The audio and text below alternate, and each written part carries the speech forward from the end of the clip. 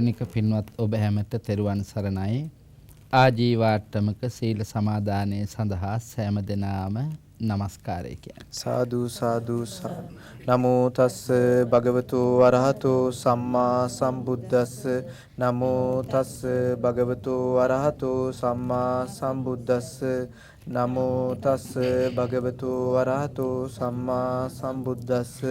බුද්ධං සරණං ගච්ඡාමි. බුද්ධං සරණං ගච්ඡාමි. ධම්මං සරණං ගච්ඡාමි. ධම්මං සරණං ගච්ඡාමි. සංඝං සරණං ගච්ඡාමි. සංඝං සරණං ගච්ඡාමි. ဒ ුතියංපි බුද්ධං සරණං ගච්ඡාමි. ဒ ුතියංපි බුද්ධං සරණං ගච්ඡාමි. ဒ ුතියංපි ධම්මං සරණං ගච්ඡාමි. ဒ ුතියංපි ධම්මං සරණං ගච්ඡාමි. ဒ ුතියංපි සංඝං සරණං ගච්ඡාමි. ဒ ුතියංපි සංඝං සරණං ගච්ඡාමි. තතියංපි බුද්ධං සරණං ගච්ඡාමි. තතියංපි බුද්ධං සරණං ගච්ඡාමි. තතියංපි ධම්මං සරණං ගච්ඡාමි. තතියංපි ධම්මං සරණං ගච්ඡාමි. තතියංපි සංඝං සරණං ගච්ඡාමි. තතියංපි සංඝං සරණං ගච්ඡාමි. තිසරණ ගමනං සම්පොන්නං ආම භන්තේ පානාති පාතා වේරමණී සික්ඛාපදං සමාදියාමි. පාණාතිපාතා වේරමණී සික්ඛාපදං සමාදියාමි. අදින්නාදාන වේරමණී සික්ඛාපදං සමාදියාමි. අදින්නාදාන වේරමණී සික්ඛාපදං සමාදියාමි. කාමේසු මිත්තාචාරා වේරමණී සික්ඛාපදං සමාදියාමි. කාමේසු මිච්ඡාචාරා වේරමණී සික්ඛාපදං සමාදියාමි. මුසාවාදා වේරමණී සික්ඛාපදං සමාදියාමි. මුසාවාදා වේරමණී සික්ඛාපදං සමාදියාමි. පිසුනා වාචා වේරමණී සික්ඛාපදං සමාදියාමි. පිසුනා වාචා වේරමණී සික්ඛාපදං සමාදියාමි. පරුසා වාචා වේරමණී සික්ඛාපදං සමාදියාමි. පරුසා වාචා වේරමණී සික්ඛාපදං සමාදියාමි. සම්පප්පලාපා වේරමණී සික්ඛාපදං සමාදියාමි. සම්පප්පලාපා වේරමණී සික්ඛාපදං සමාදියාමි. මිච්ඡා ආජීවා වේරමණී සික්ඛාපදං සමාදියාමි. මිච්ඡා ජීවා වේරමණී සික්ඛාපදං සමාදියාමි. සාදු සාදු සාදු සාදු. සමන්ත චක්කවාලේසු අත්‍රා ගච්ඡන්තු දේවතා සද්දම්මං මුනි රාජස්ස සුනන්තු සංඝ මොක්ඛදං ධම්මස් ශවන කාලෝ අයං බදන්තා ධම්මස් ශවන කාලෝ අයං බදන්තා ධම්මස් ශවන කාලෝ අයං බදන්තා. සාදු සාදු සාදු. නමෝ තස්ස භගවතෝ අරහතෝ සම්මා සම්බුද්දස්ස. නමෝ තස්ස භගවතෝ අරහතෝ සම්මා සම්බුද්දස්ස. නමෝ තස්ස භගවතෝ අරහතෝ සම්මා සම්බුද්දස්ස. දුක්ඛ මේවහි න කෝචි දුක්ඛිතෝ කාරකෝ න කිරියාච විඤ්ජති අත්ති නිබ්බුතෝ න නිබ්බුතෝ පුමා මග්ගමත්ති ගමකෝන විඤ්ජති සාදු සාදු සාදු.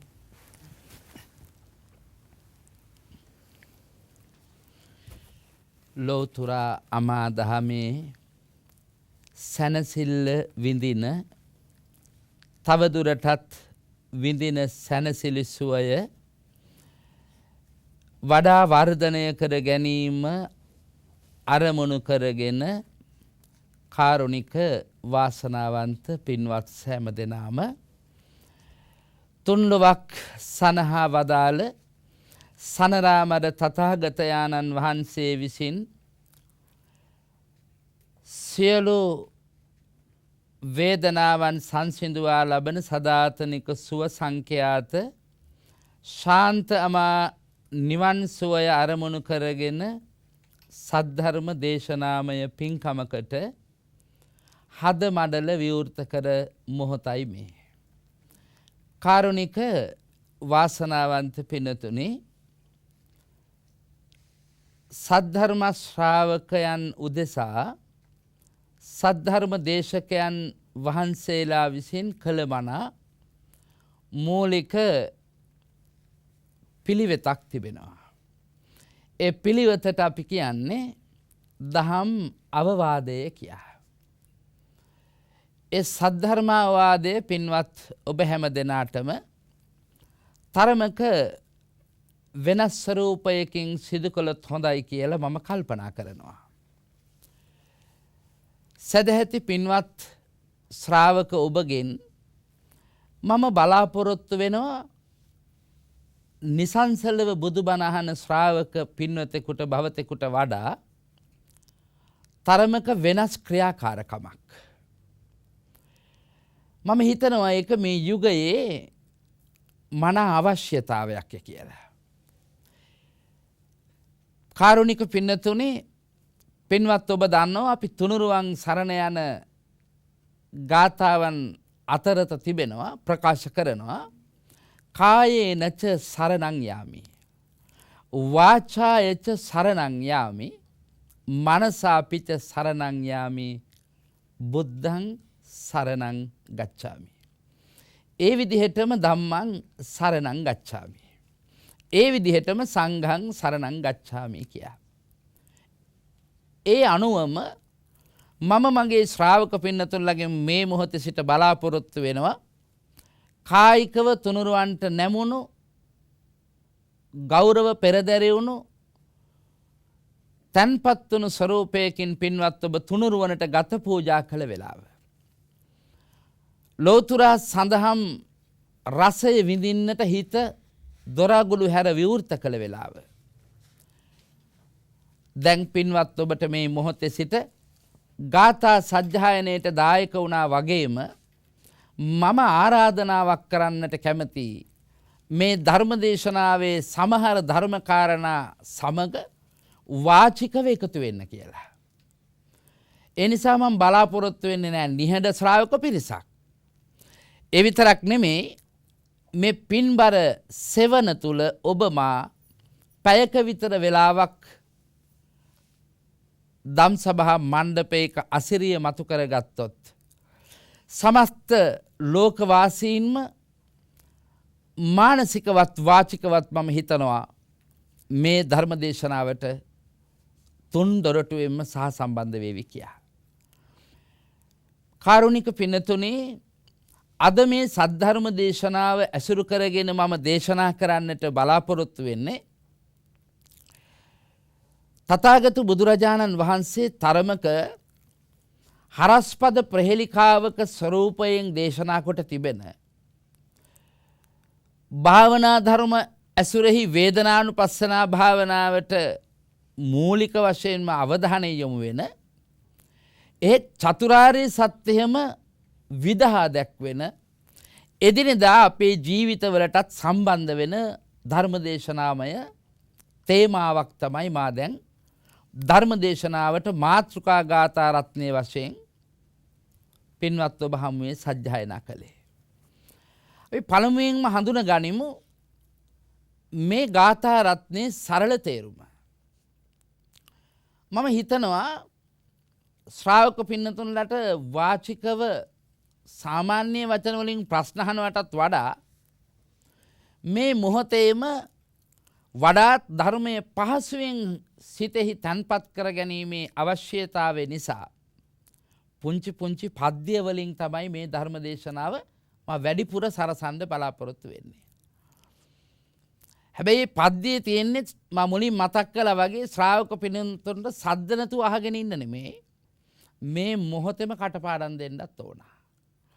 මේ මොහොතේම මගේ ශ්‍රාවක පින්නතුන්ලට පුළුවන් වෙන්න ඕන මම පද්‍යයෙන් අහන පුංචි දහම් ප්‍රශ්න වලට පද්‍ය පාඨයෙන්ම උත්තර දෙන්න. එතකොට පින්වත් ඔබ මේ මුළු කාලේ පුරාම පිඹිදිලා ඉන්න වෙනවා. බිම් බලාගෙන ඉන්නත් බෑ. මන් දිහාම බලා ඉන්න ඕන. ඒ නිසා අනිතර මතක් කරනවා වගේ මයික තරහ වෙලා වගේ ඉන්නත් එපා. මයික බොහොම නිදහසේ මේ කාල සීමාව තුල මේ ධර්ම දේශනාවට පින්නතුලා දායක වෙනවා ඇති කියලා මං හිතනවා. මේ ගාථා රත්නයේ අදහස අපි ඉස්සර වෙලා ඉගෙනගෙන ඊළඟට මේ ගාථා රත්නයේ ඇසුරින් අපි ප්‍රශ්න 4ක් මතු කර ගන්නවා. මේ මුළු ධර්ම දේශනාවම දේශනා වෙන්නේ ප්‍රශ්න 4ට උත්තර වශයෙන්. ඒ නිසා මම නැවත වතාවක් පින්වත් ඔබට සවනත වැදෙන්න ඕන නිසා ගාථා රත්නේ ප්‍රකාශ කරනවා. දුක්ඛ මේවහි න කෝචි දුක්ඛිතෝ.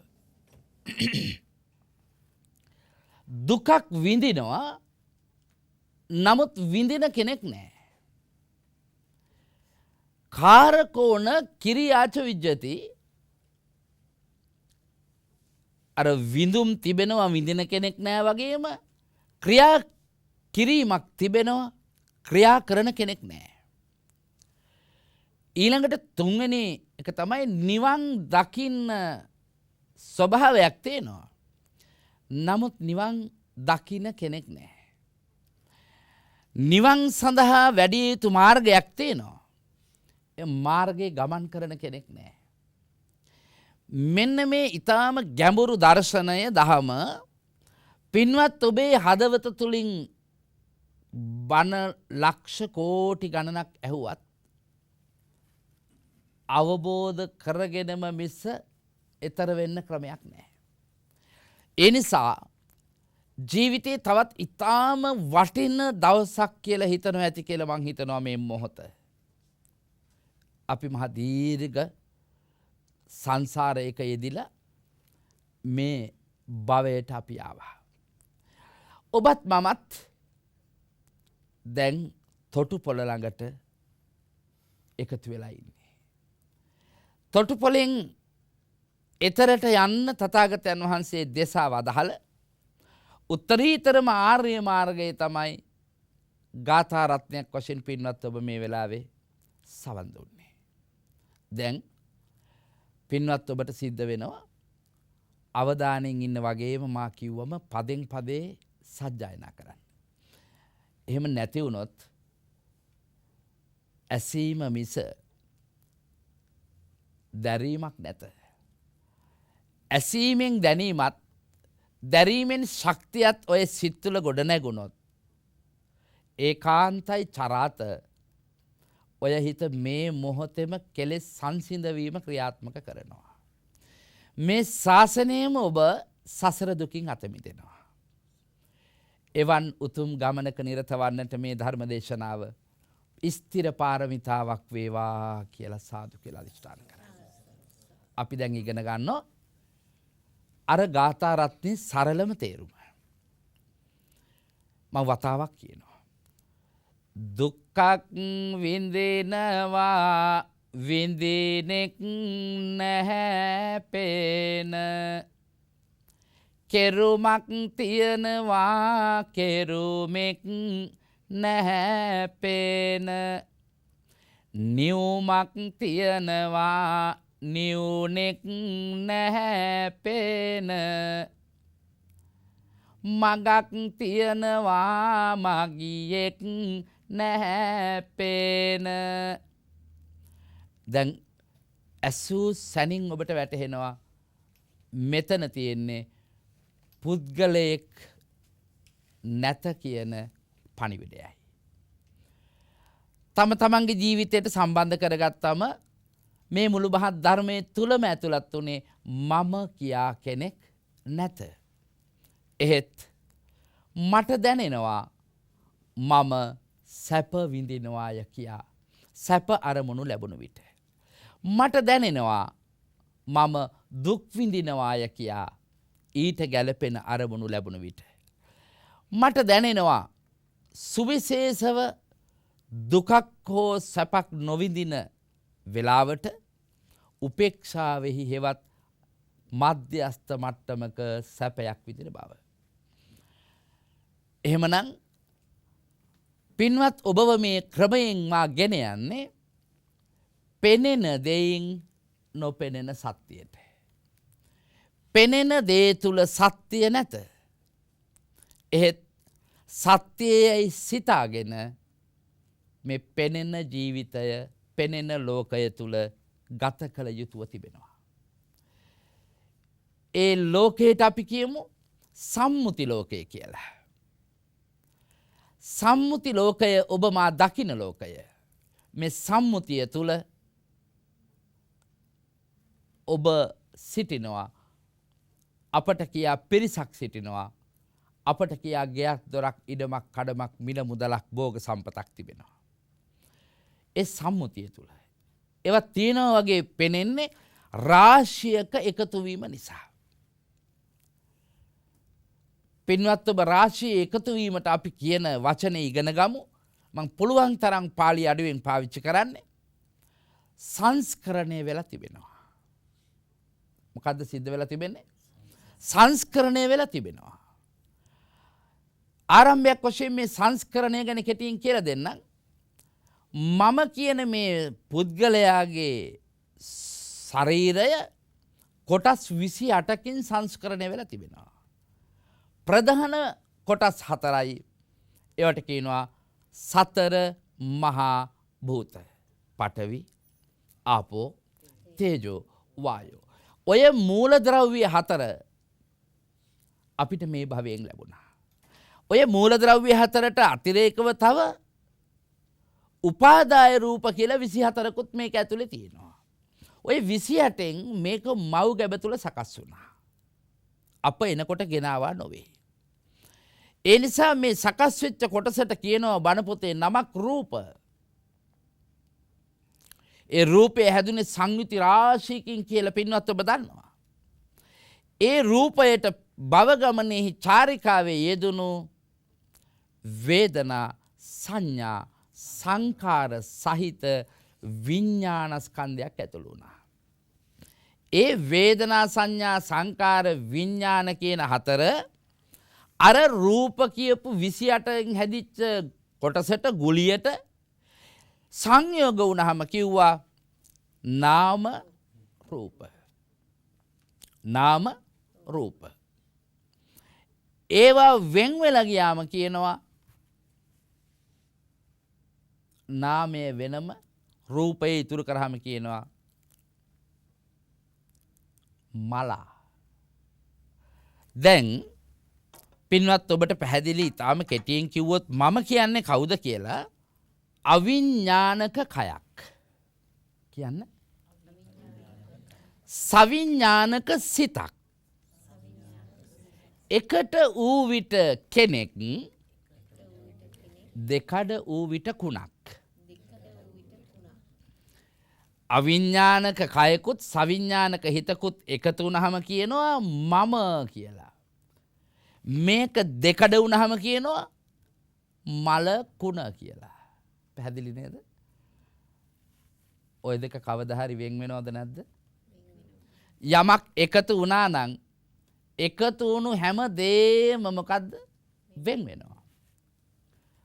අප්පියේහි සම්පයෝගෝ දුක්ඛෝ කියනවා. පියේහි විප්පයෝගෝ දුක්ඛෝ කියනවා නේද? දැන් මේ මම කියලා මේ දෙක එකතු වුණාම මං ලෝකෙම්ම මට ආදරේද නැද්ද? ඔබ වැඩියෙන් ආදරේ කාටද කියලා ඇහුවොත් එක එකනා ඉන්න වෙලාවට අහන්න එපා. නිකන් අවංකව උත්තරයක් දෙනවා නම් ඔයා වැඩියෙන් ආදරේ කාටද කියලා. මොකද්ද උත්තරේ? මං ආදරේ මට. එනිසා මේ ආදරයම කරන මේ සංයුතිය නාම රූප වශයෙන් දෙකඩ වෙනවා දවසක.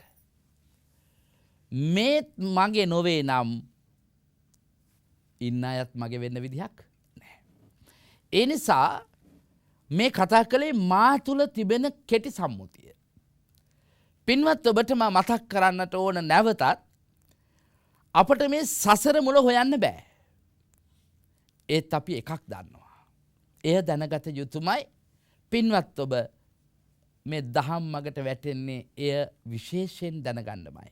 එය නොදත් කිසිවෙකුට සසරින් මිදෙන්නවත් ධර්මයේ තේරුම් ගන්නවත් බෞද්ධයෙක් වෙන්නවත් බෑ. මොකද්ද ඒ තේරුම් ගත යුතු? කවදා හෝ දිනක මේ සිත විශ්වයේ අනෙකුත් ශක්තියින් සේම ශක්තියක් වශයෙන් නිපදුණු බව. එහෙනම් කෙටියෙන්ම උත්තරයක් මට දෙන්න ඕන. සිත කියන්නේ මොකද්ද? ශක්තියක්. මොකද්ද සිත කියන්නේ? ශක්තියක්. මේ ශක්තිය හැදුනේ කවදාද කියලා හොයන්න යන එකට කියනවා මම මගේ සසරේ මුල හොයනවා කියලා. කාටවත් හොයන්න පුළුවන්ද? හොයන්න බෑ. අපි එකක් දන්නවා. කවදා නමුත් ශක්තියක් වශයෙන් සිත හටගත් බව. ඒ ශක්තිය විශ්වයේ තිබෙන අනෙකුත් ශක්තියින් වගේමයි. විශ්වයේ තිබෙන අනෙකුත් ශක්තියින් වගේ. ඔබ දන්නවා විද්‍යුත් ශක්තිය. ගලාගෙන එන සමනොල කඳු සිකරයේ මතින් ගලන ජලධාරාව විද්‍යුත් ජනක යන්ත්‍රයකට ආදේශ කළාම මේ දෙක එකට සම්බන්ධ වෙනකොට මොකද වෙන්නේ? දැතිරෝධයක් කරකැවෙනවා. ටර්බයිනයක් ක්‍රියාත්මකයි. විද්‍යුතයක් නිෂ්පාදනය වෙනවා. දැන් විද්‍යුතය කුමක්ද? ශක්තියක්. එය ක්‍රියාත්මක වෙනකොට පේනවා අතට අරන් පෙන්නන්න විදිහක් නෑ මෙහි ශක්තිය මෙයයි කියා. ඒ නිසා සිත යම් දවසක ශක්තියක් හැටියට ඉපදුනා නම් ඉපදුණු මොහොතේ සිට අනෙකුත් ශක්තියින් වලට ඇදෙන ගතියක් තියෙනවා විශ්වයේ බාහිර ශක්ති වලට. මොනවද බාහිර ශක්ති? රූප, ශබ්ද, ගන්ධ, රස, ස්පර්ශ. මේ සිත නැමැති ශක්තිය මේ රූප, ශබ්ද, ගන්ධ, රස, ස්පර්ශ කියන මේවට තදින් ඇලෙනවා සොය සොයාගෙන. මේ ඇලෙනවට කියනවා වචනයක් පාලියේ ලෝභය. මොකක්ද ඒකට කියන වචනේ? ලෝභය. ඔබ දන් දෙන්නට හිත පුහුණු කරන්නේ ඇයි? නිසර්ගයෙන් හටගත්තා වූ ලෝභය නැමැති ශක්තියෙහි ඇලෙන ගතිය නැවැත්වීම සඳහා. රොටි හදනකොට වතුර වැඩි වුණොත් මොකද වෙන්නේ? අතේ ඇලෙනවා. ආයිත් මොකද්ද අපි කරන්නේ? තව පිටි ටිකක් දාලා ඇල් ගතිය අඩු කළාම මොකද වෙන්නේ? ඇලෙන ගතිය අඩු කරන්න පුළුවන්. ඇලෙන ගතිය දුරස් කරනවා. නිසා දානය කියන්නේ, සීලය කියන්නේ, නෛෂ්ක්‍රම්‍ය කියන්නේ ප්‍රඥාව කරා හිත යනකම් චිත නැමැති ශක්තිය විශ්ව ශක්තියෙන් මෑත් කරන වැඩපිළිවෙල. මේකයි තථාගත බුදුරජාණන් වහන්සේ ගැඹුරින් ලෝභය දුරු කරනවායි කියලා කිව්වේ. මේ ශක්තිය ඇලී සිටීම නියමිත ස්වභාවයයි. ඒ ඇලී සිටින සිත, ඇලී සිටින ද්‍රව්‍යයන් වෙනස් වෙනකොට පීඩාවට පත් වෙනවා. ඒකට මොකද්ද කියන්නේ? දුක. එහෙම නැත්නම් ද්වේෂය. ආදරය කරපු දේවල් වෙනස් වෙනකොට අපි අඬනවද නැද්ද? අඬන්නේම කවුරු හරි මලාම ඔබ අඬනවා. ඇයි අඬන්නේ? ඇහුවොත් දුක නිසා. ඇයි දුක? ආදරේ නිසා. මම කියනවා නෑ. අඬන්නෙම ද්වේෂය නිසා. මොකක් නිසාද අඬන්නේ? ද්වේෂය නිසා. බාහිරින් බැලුවම අපි අඬන්නේ ජීවත් වෙච්ච ඇත්තා ළඟ තිබිච්ච ගතිගුණ දිහා බලලා. නමුත් ඇත්ත වශයෙන්ම අඬන්නේ ඇයි?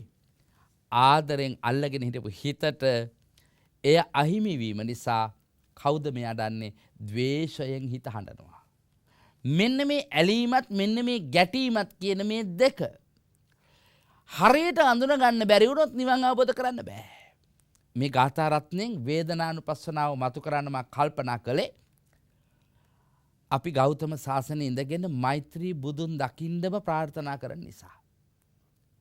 මේ දහම නොයැටුනොත් බුදවරු ගණනාවක් ළඟට තව ඉදිරියේ ගිහින් බණ ඇහුවත් නිවන් අවබෝධ කරන්න බෑ.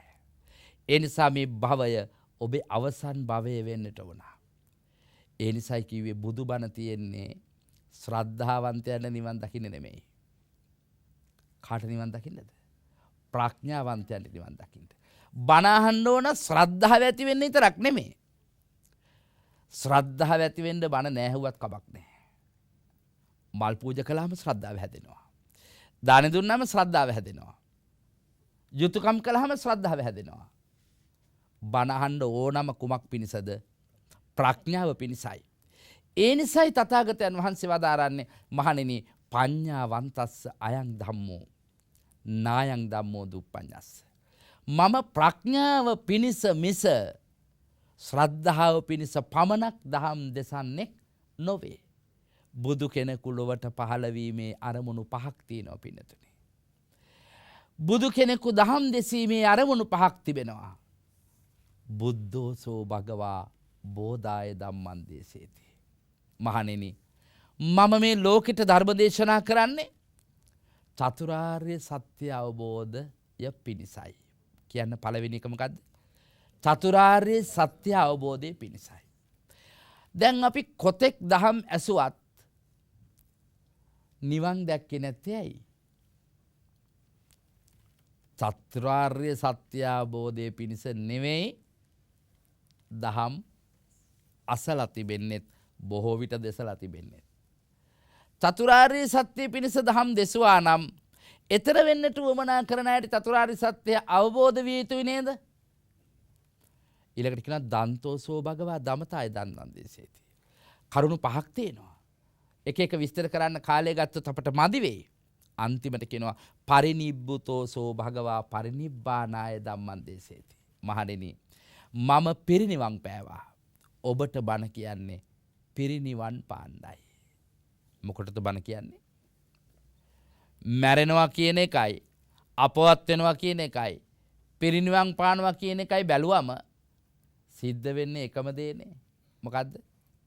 අපවත් වුණා කිව්වත් මැරුණා කිව්වත් කාලක්‍රියා කළා කිව්වත් සිද්ධ වෙන්නේ පණ යන එකනේ. නේද? එනට එකට පොඩි පොඩි වෙනස්කම් තිබෙනවා. දැන් ස්වාමීන් වහන්සේ නමක් මලාම ඔබ කියන්නේ මොකද්ද? අපවත් වුණා. මේ අපවත් කියන වචනේ හරි වටින එකක්. ලොකු ගැඹුරු තේරුමක් තියෙන එකක්. පවත් කියන්නේ ප්‍රවෘතිය. ප්‍රවෘතිය කියන්නේ පින්නතනේ උපදිනවට.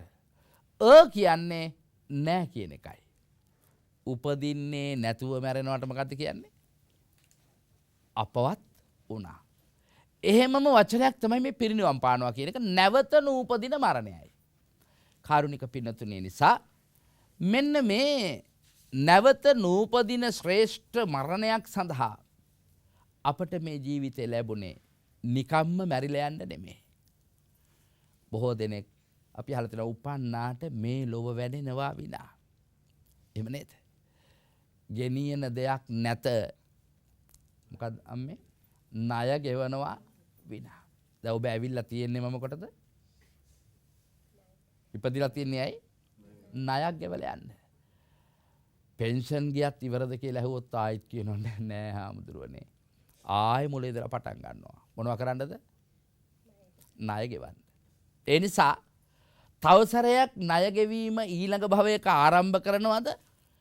මේ භවයේම ණය ගෙවා අවසන් කරනවද කියලා තීරණයකට එළඹිය යුතු වෙලාව මේ. ඒ අවබෝධය ඇති කරගන්න නම් අර මම මාතෘකා කරපු ගාථා රත්නය අසුරු කරගෙන අපි චතුරාර්ය සත්‍ය දකින්නට මහන්සි ගන්න ඕනේ. අහන්නට නොව අසන ගමන් චතුරාර්ය සත්‍ය දකින්න. කාරුණික පින්නතුනි, දැන් මම කියවනේ ප්‍රශ්න 4ක් අහනවා කියලා. මම ඉස්සර වෙලා කියලා දුන්නා දුකක් විඳිනවා විඳිනෙක් නැහැ පේන. ශබ්ද නගලා කියන්න වතාව. කෙරුමක් තියනවා කෙරුමෙක් නැහැ පේන. දෙවෙනි එක. නිවුමක් තියනවා නිවුනෙක් නැහැ පේන. මගක් තියනවා මගියෙක් නැහැ පේන. දැන් අපිට ප්‍රශ්න 4ක් එනවා නේද මේ පාද 4ෙන්? මොකද්ද ප්‍රශ්න 4? දුක්ඛක් තියනවා නම් විඳින්නේ කවුද? කෙරුමක් තියනවා නම් කෙරුමා කවුද? නියුමක් තියනවා නම් නියුනේ කවුද? මඟක් තියනවා නම් මගියා කවුද? ඔය තමයි අප අවබෝධ කරගන්න ඕන කරන ප්‍රශ්න 4. අපි බලමු ඒ ප්‍රශ්න 4ට උත්තරය. පළවෙනි උත්තරේ මං කියලා දෙනවා. පින්නතුල මගෙන් ප්‍රශ්න ඇහුවට පස්සේ බලන්න ප්‍රශ්නේ අහන්න. විඳුමක් තියනවා නම් විඳිනේ කවුද? ප්‍රශ්නේ අහන්නයි. ස්පර්ශය නිසයි විඳුමක් ඇතිවන්නේ. අන්න උත්තරය. මොකද උත්තරේ? ස්පර්ශය නිසයි විඳුමක් ඇතිවන්නේ. ප්‍රශ්නේ එක පාදයකට උත්තරේ ලැබුණා. දෙවෙනි එක මොකද්ද? කෙරුමක් තියනවා නම් තණ්හාවමයි විඳුමන් ඇති කරවන්නේ. කවුද වේදනා විඳුම් ඇති කරවන්නේ? තණ්හාව. එයා තමයි කෙරුමා. තුන්වෙනි ප්‍රශ්නේ මොකද්ද?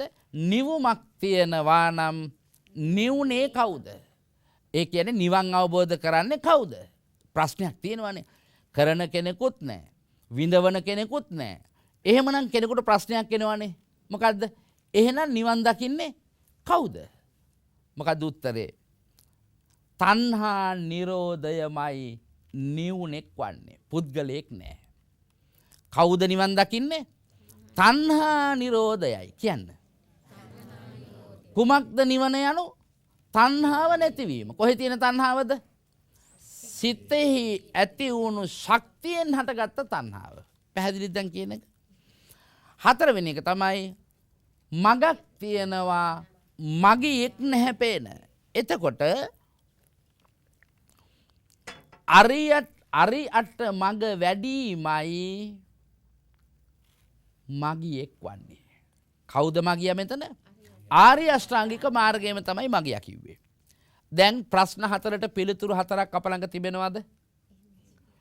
ඊටාම කෙටියෙන් අපි ආපහු එකතු කරගමු ඉදිරියට ධර්ම දේශනාවේ යන්නට පෙර. කවුද මේ විඳවන්නේ? ස්පර්ශය. කියන්න. අපි තව මුලට යනකොට තේරෙයි. කවුද මේ විඳීම ලබන්නේ? ස්පර්ශයයි මේ විඳින්නේ. ස්පර්ශ කරන්නේ කවුද? සිත. මොනවද ස්පර්ශ කරන්නේ? රූප, ශබ්ද, ගන්ධ, රස, ස්පර්ශ. අපි ආපහු කිව්වොත් ලෝකය තියෙනවා, සිත තියෙනවා, අරමුණු තිබෙනවා. නැත්නම් ඉන්ද්‍රියන් තියෙනවා. කියන්නේ ලෝකය තිබෙනවා, සිත තිබෙනවා, ඉන්ද්‍රියන් තියෙනවා. මේ තුන්දෙනා එක්කහු වෙනකොට විඥාන ශක්තියක් එතෙන්ට යොමු වුණාම ඔන්න වේදනා හට ගන්නවා. බුදුරජාණන් වහන්සේ අපට එක දේශනා කරන්නේ පාලියෙන් එක උපමාවක් අරගෙන බලමු. චක්කුංච පටිච්ච රූපේච uppajjati චක්කු විඥානං තින්නං සංගති පස්සෝ පස්ස පච්චයා වේදනා. අපි රූප සතහන් ආධාරයෙන්ම මේ කරුණු ටික තේරුම් ගැනීම වටිනවා කියලා මම කල්පනා කරන නිසා පින්වත් ඔබට මම රූප සතහනක් ආධාරයෙන් මේක තව ටිකක් පළල් ලෙස තේරුම් කරලා දෙන්න බලාපොරොත්තු වෙනවා. දැන් බලන්න මම ඔබට ඉදිරිපත් කරපු පාලි වාක්‍ය සහිතව මේ ඔබයි මමයි මේ සසර ගමන් කරන්නේ කොහොමද කියලා තමයි මේ ආධාරක සටහනේ සඳහන් වෙන්නේ. බලන්න ඉන්ද්‍රයන් තියෙනවා, අරමුණු තිබෙනවා, විඥාන තිබෙනවා. ඉන්ද්‍රියනුත් අරමුණුත් විඥානයත් එක්කිනෙක සම්බන්ධ වෙනවා. එකිනෙකට සම්බන්ධ වුණාම වේදනා හට ගන්නවා. පැහැදිලිද? ඇස රූපයත් එක්ක එකතු වෙනවා. ඇස කියන්නේ ඉන්ද්‍රයක්, රූපය කියන්නේ අරමුණක්. දැන් පින්වත් ඔබට මා කිව්වා සිත කියන්නේ ශක්තියක් කියලා කිව්ව නේද? දැන් බලන්න මේ පේලියේ පහළ කොටසේ තියෙනවා නමක්. මොකද්ද? මන. ඉන්ද්‍රිය ටික පින්නතුන්ට මතකයි. චක්කු, සෝත, ගාන, ජීවහා, කාය, මන. සිංහලෙන් කියමු ඇස, කන, නාසය, දිව, ශරීරය, මනස. මේ උඩ තියෙන කොටස මේ පහ මොනවද? ශරීරය. හෙවත් රූපය. මේ මන කවුද? සිත හෙවත් නාමය. මෙන්න නාම රූප දෙක. ඉස්සර වෙලා මේ භවයට එන්නේ කවුද? පෙර භවයෙන් ආවේ මන. මේ භවයේදී මව් ගැබ තුලින් ඔබට මට ලැබුණා මොකද්ද? රූපය. දැන් මේ සිත ශක්තියක් කිව්වා. මේ ශක්තිය මේ ඉන්ද්‍රියනුත් එක්ක එකතු වෙනවා. එකතු වීමෙන් මා කිව්වා විශ්වයේ අනන්ත ශක්ති තිබෙනවා. මෙන්නේ ශක්ති ටික ලෝකය කියන්නේ වෙන මොකවත් නෙමෙයි. උපන්දාසෙට මිය ඇදෙනතුරු හම්බ කරන්නේ මොනවද කියලා ඇහුවොත්, අපි විඳිනවා කියන්නේ මොනවද කියලා ඇහුවොත්, පින්වත් ඔබ කියන්න ඕන ස්වාමීනි 6 ආකාරයක රූප විඳිනවා අපි. ඇහෙන් දකින්නවට විතරක් නෙමෙයි රූප කියන්නේ බණ පොතේ. මේ බලන්න මොනවද?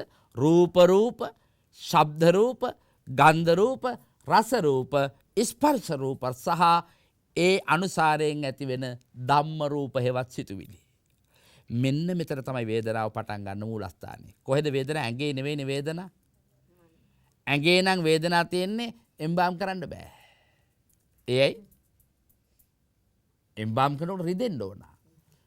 ඇඟේ නෙමෙයි වේදනාව තියෙන්නේ, ඇඟට නෙමෙයි වේදනාව දැනෙන්නේ. නමුත් අපි කියන්නේ බොහොම වෙහෙස මහන්සියලා වැඩ කළාම කියන ඇඟට හරි අමාරුයි, ඇඟට හරි වේදනයි. එහෙමනේ. නමුත් ඇඟට නොවේ වේදනාව. කොහටද? සිතටයි වේදනාව. දැන් මෙන්න මේ ඉන්ද්‍රයන් ටික සිතත් එක්ක යාළු වෙනවා. මේ සිතත් එක්ක යාළු වෙලා මේ පස් දෙනා ඉන්නවා. හැබැයි නාකි වෙනකොට මෙයා මේගොල්ලොත් එක්ක තරහ වෙනවා. මේ හේතුව මෙයා වැඩ කරන්න නැතු යනවා. 40 පැන්න ගමන් කියන්නේ මොකද්ද අම්මේ? 40 සැඳරිය. එතකන් හරි යාළු වෙලා ඉන්නේ. මේ දෙන්න ළඟ කිසිම විශ්වාසයක් නැහැ. එක්කෙනෙකුට එක්කනේ. මෙයා හොඳට ඉන්නකම් කවුද? ශරීරය.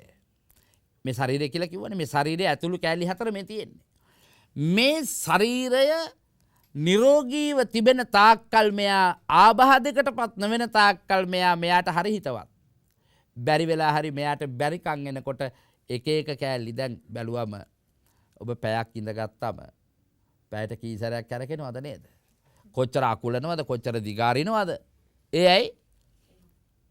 මෙයා කියනවා ඉන්න බෑ කියලා. කවුද? මන. බන අහන ගමන් සමහර වෙලාවට ඇයි? මෙයා කියනවා බන අහන්න බෑ කියලා. පැහැදිලිද මේ කියන එක? ඇඟට නෙමෙයි නිින්ද යන්නේ. කාටද? හිතට. ඒකට බණ පොතේ නමක් කියනවා. මොකද්ද? තීන මිද්ද. දැන් මේ නීවරණ හැදිච්ච හැටි ඉගෙන ගන්න ඕනේ නිවන් දකින්න නම්. ඉන්න ගමන් යාන්ත දුකක් දැනෙනකොටම දැන් සාමාන්‍යයෙන් පන්සල් වලට උදේ 7ට සිල් දුන්නත් මිනිස්සු 3:00 ඉඳලා එනවනේ. ඒයි බිත්ති අල්ලන්න. හැන්දෑව වෙනකන් ඉඳලා යනවා. බණ අල්ලලා නැහැ, බැලුවම බිත්ති අල්ලලා. බිත්ති අල්ලලා ටිකක් වෙලා යනකොට බලන්න. ඒයි කාමච්ඡන්ද. ඇතින් හොයන්න එපා බණ. මොකද්ද? කාමච්ඡන්ද. එක ඉරියව්වේ ටික වෙලාවක් ඉන්නකොට කකුල දිග හැරියා. ඈත බණ හිතන්න එපා. මොකද්ද? ව්‍යාපාද. බැරි වෙලා හරි.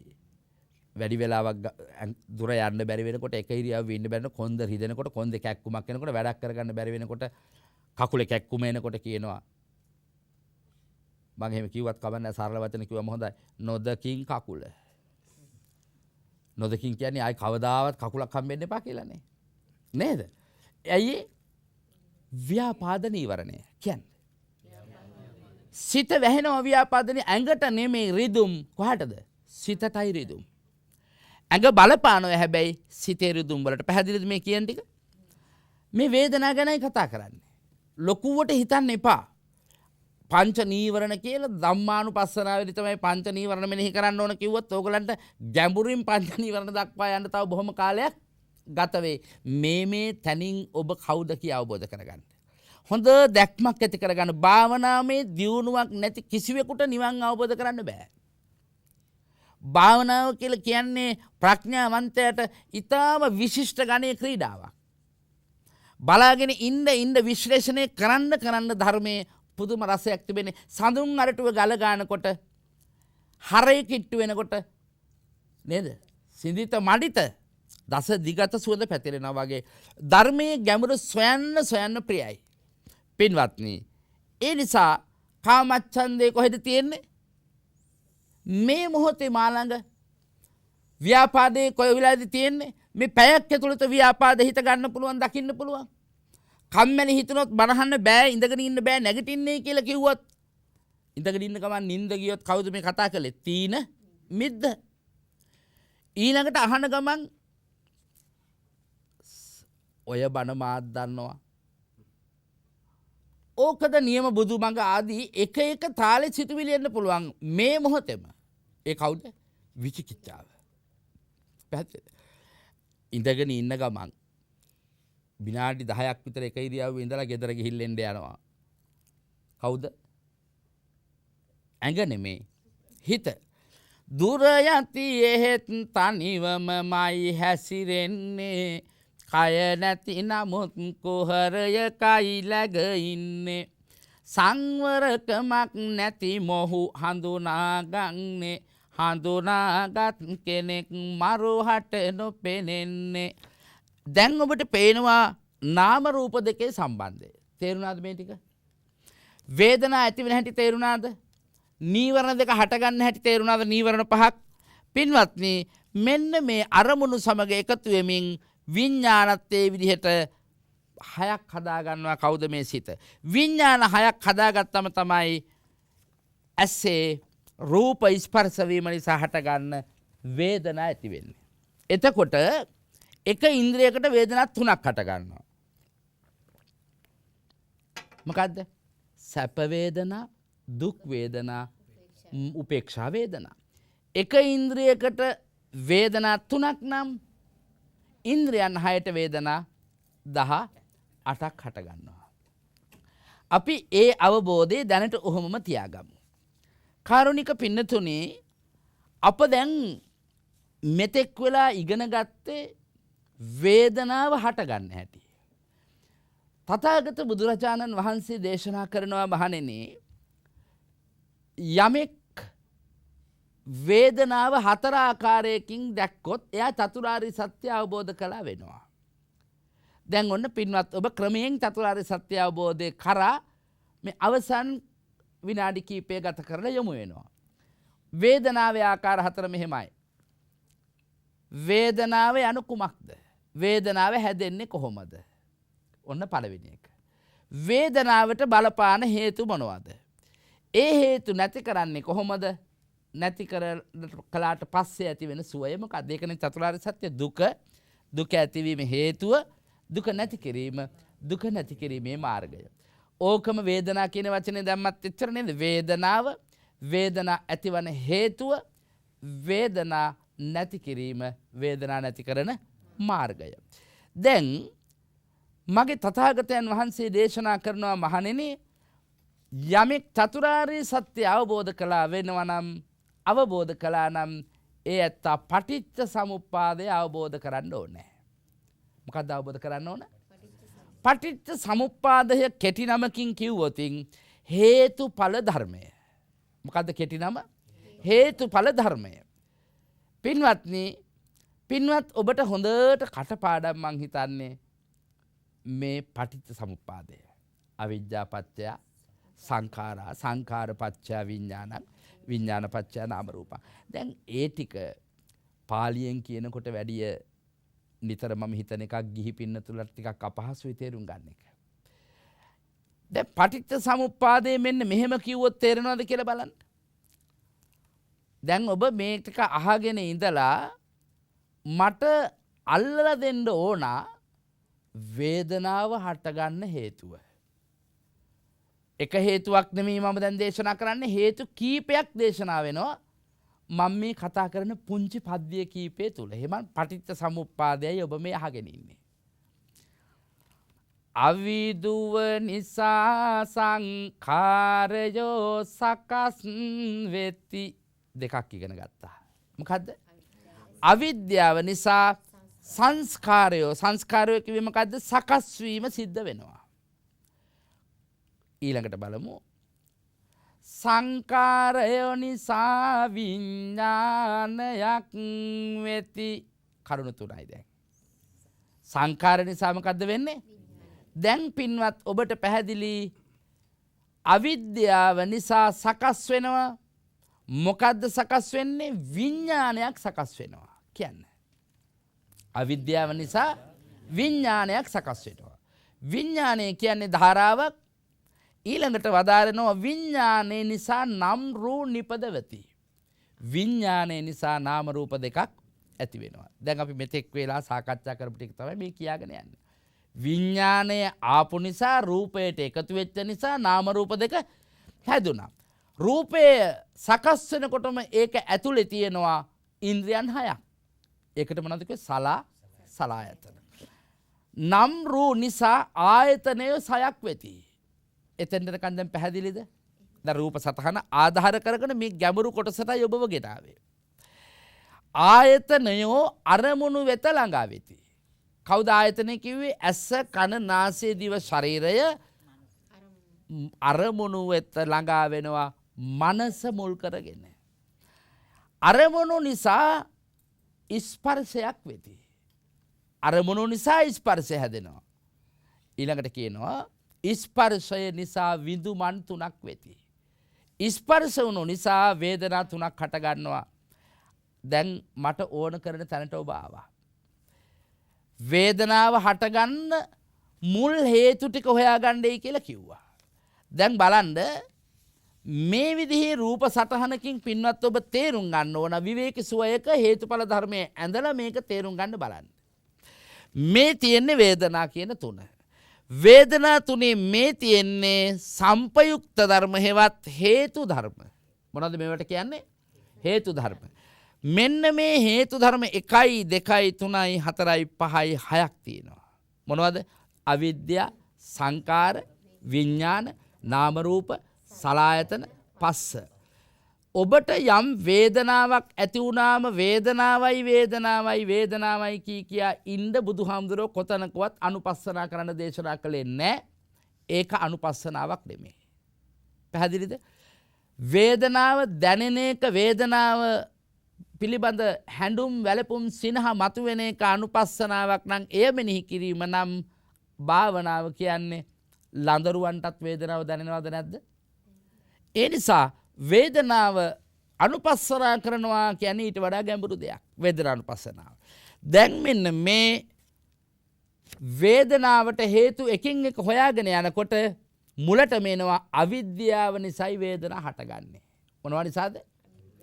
අවිද්‍යාව. මම විඳිනවා කියලා විඳින කෙනෙක් තීරණය කරගෙන ඉඳීමයි වේදනාවන්ට හේතු උනේ. පැහැදිලිද? මුලම අපි මේ ධර්ම දේශනාව ආරම්භ කළේ එතනින් කියලා පැහැදිලිද? විඳුමක් තියෙනවා විඳිනෙක් නැහැ පේන. මෙන්න විඳිනෙක් කෙනා එතකොට. මෙන්න මේ විඳිනෙක් කෙනෙක් ඔබ යම් දවසක දැනගත්තොත් දැකගත්තොත් ඔය ජීවිතේදී විඳින කෙනෙක් නැති බව හෙවත් ඒ විඳීම සිද්ධ වෙන්නේ මෙන්න මේ පිළිවෙලිනි කියලා ඔබට මෙනෙහි කරන්න ලැබුණොත් පින්වත්නි අපේ සංසාර ගමන අවසන් වෙනවා. මේ පැත්තේ තියෙන ඊතුරු ඵල. මේ තියෙන්නේ දුකක් නම් දුක් වේදනාව කියලා අපි ගමු උදාහරණයක්. දුක් වේදනාව එකවතාවක් හිතේ ඇති වුණොත් තණ්හාව. නැවත නැවත ඇති වුණොත් උපාදානය. මෙතනදී විඳිනවා මේකෙදි විඳවනවා. විඳවනවා. එහෙනම් වේදනාව මෙතෙන් දෙනකන් තේරුම් ගන්න හේතු නැති කළොත් ඵල නැති වෙනවද නැද්ද? හේතු නැති කළොත් ඵලෙ නැති වෙනවා. ඒක විද්‍යාත්මකයි. ඒ නිසා තණ්හාව නැහැ, උපාදානය නැහැ, තද අල්ලා ගැනීමක් නැහැ, නැවත ඉපදීමක් නැහැ, අපවත් වෙනවා. පිරිනිවන් පානවා. ඒ නිසා අජරාමරයි අමා නිවන. ඒ අජරාමර නිවන ළඟට යන්නට පින්වත්නි අවබෝධ කරගෙන ඉදිරියට යන ගමනේදී මෙන්න මේ විදිහට පින්වත් ඔබට අනුපස්සනා කරන්න පුළුවන් වෙන්න ඕනේ. මේ තමයි මා කිව්වර අවිද්‍යාව තුල ඉන්න කෙනාට අවබෝධ නොවන දෙයක් මේකේ තියෙනවා. මේ බලන්න රූපය කියන්නේ මොකද්ද? සුද්ධාෂ්ටකයක්. ලෝකය කියන්නේ මොකද්ද? සුද්ධාෂ්ටකයක්.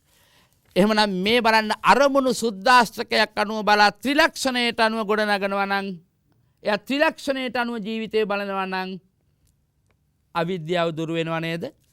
අවිද්‍යාව දුරු වන විට සිත විසංකාරගත වෙනවා. මොකද්ද වෙන්නේ? පින්වත් ඔබ දන්නවා බුදු කෙනෙක් ලෝකෙට පහළ වුණේ විසංකාරගතං චිත්තං තණ්හානං කය මජ්ජගාති. ගාථා පාඩම් තිබ්බට වැඩක් නැහැ. මෙහෙම ජීවිතයට සම්බන්ධ වෙන්නේ නැත්තම්. සිතක් විසංකාරගත වෙනකොට විඥාන ධාරිතාව නවතිනවා. විඥාන ධාරිතාව නවතිනකොට නාම රූප නම් විඥානයේ ප්‍රධාන ඵලයේ නවතිනවා. ඒ නිසා අතුරු ඵල නවතිනවා. ඇලීම් ගැටීම් දුරු වෙලා ත්‍රිවිධ වේදනා දුරු වෙනවා. මෙන්න මෙතෙන්ට විතරයි එදා බුද්ධ කාලයේ ආලාර කාලාම උද්දකරාම පුත්ත භාර්ගවල ගිහින් තිබුණේ. අන්න ඒ නිසා ඒගොල්ලන්ට කිව්වා චතුර්ථ ධානලාභීන්. පැහැදිලිද? පින්වත්නි මෙන්න මේ විදිහට ජාති ජරා ව්‍යාධි මරණ ශෝක පරිදේව දුක් දුම්නස් දුරු කරවන උතුම් බුදුමඟ අවබෝධ කර ගැනීමට පින්වත් සෑම දෙනාටම මේ සද්ධර්ම දේශනාවෙන් අපි සිහිපත් කළ කාරණාවන් තව තවත් හදාරන්නට යයි ඊ타ම කරුණාවෙන් මෛත්‍රියෙන් ආරාධනා කරමින් පින්වත් ඔබට වේදනානුපස්සනා භාවනාව ඇසුරින් දසා වදහල මේ උතුම් ධර්ම දේශනාවේ කුසල සම්පත්තිය අවබෝධය ඒකාන්තයෙන් මේ භවයේ මේ සංසාර චක්‍රයේහි කිසියම් ප්‍රමාණයකට නමුත් අර සංසිඳුවනු පිණිස පාරමිතාවක්ම වේවා කියලා අපි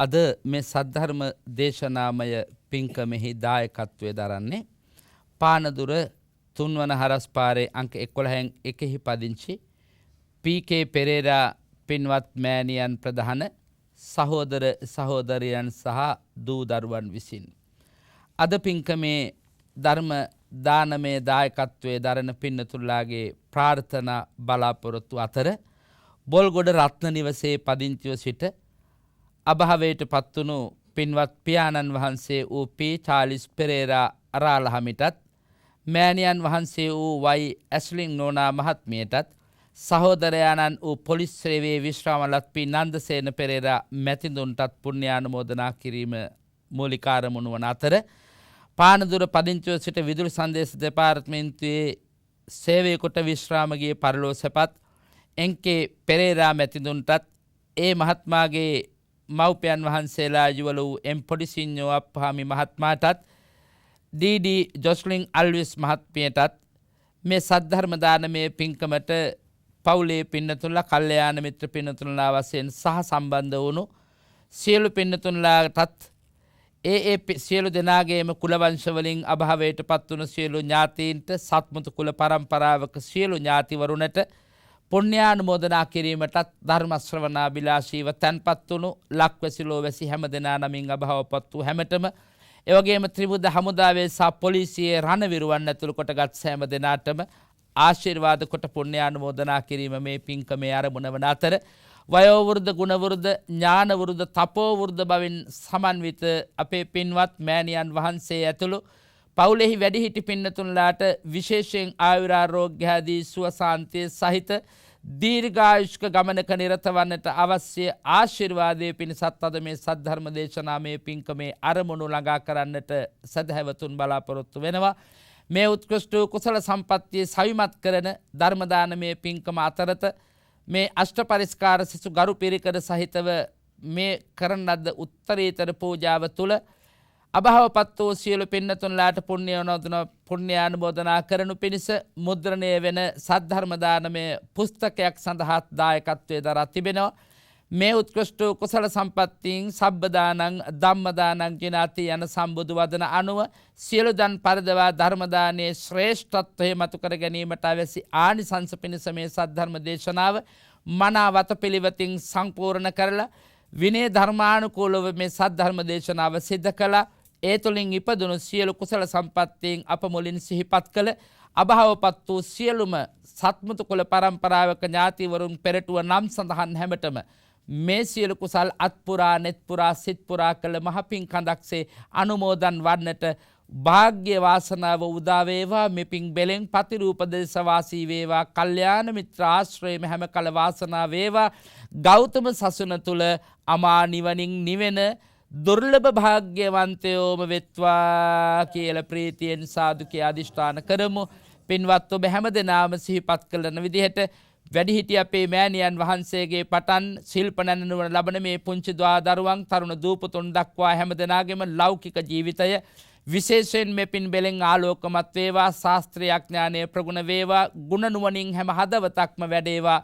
වැඩිහිටි පින්බර ඔබ හැමදෙනාම නිදුක් වේවා, නිරෝග වේවා, සුවපත් වේවා. කිසි කෙනෙකුට කිසි තැනක කිසි කලෙක කිසිදු අයුරක උවදුරක් නොවන්නට මේ උතුම් ධර්ම බලය රැකවරණය පිණිස වේවා. පින් කැමැති අනන්ත දේව සමූහයාද පින් අනුමෝදන්ව තුටු පහටු ඔබට ආශිර්වාද කරත්වා. හැමතෙම ශාන්තාමා නිවන ගෞතම සසුන තුලම වේවා කියලා සාදු කියා අදිෂ්ඨාන කරමු. ආකාසට්ටා ච බුම්මට්ටා දේවා නාග මහිද්దికා පුඤ්ඤන්තං අනුමෝදිත්වා චිරං රක්ඛන්තු සම්බුද්ධ ශාසනං චිරං රක්ඛන්තු සද්ධම්ම දේශනං චිරං රක්ඛන්තු සම්බුද්ධ ශාවකං ති. ඔබ හැමතෙම සම්මා සම්බුදු සරණයි.